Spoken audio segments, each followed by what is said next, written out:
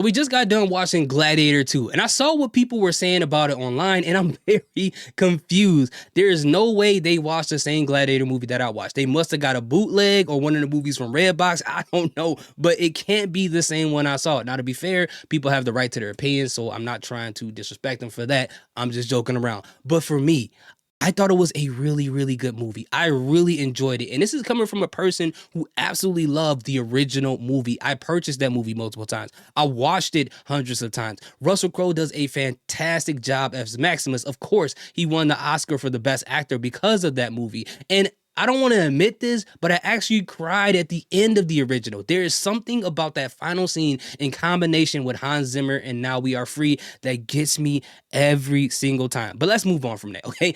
Gladiator 2, great movie. Entertained by it. The acting was great. Pedro Pascal, Paul Mescal do a great job. Denzel Washington, to no one's surprise, is the best actor in this movie, in my personal opinion, because Denzel be Denzel, and he definitely Denzel'd in this movie. I loved his character. So interesting. And one of the unsung heroes in this movie that I really liked is there is a character who used to be a gladiator who turned into a doctor, and he adds a little bit of comedic relief in this film. And it's not like too much where it feels like a comedy. It's just subtle and just enough to make you, kind of chuckle a little bit, but it keeps the seriousness of the film. And the action scenes in this movie, I really liked it. It is a ton of fun. I am an action movie buff. Of course, there's some parts of the action scenes where you're just like, okay, how did you do that? That doesn't even make any sense. But those parts are far and few in between. We got to remember, the job of a movie is to entertain us, especially if that's the crowd you're trying to go for. And they definitely did that in these scenes, especially in the Coliseum. And the pacing of the movie, it does not feel like it's as long as it actually is. And that's the part that I love. I don't like sitting in a movie and checking my watch and, yawning every 5 minutes. Every time it felt like the movie was going to slow down, they threw an action scene in there. And the action scene actually made sense. So it didn't feel like they just threw random action scenes that had nothing to do with anything in this movie.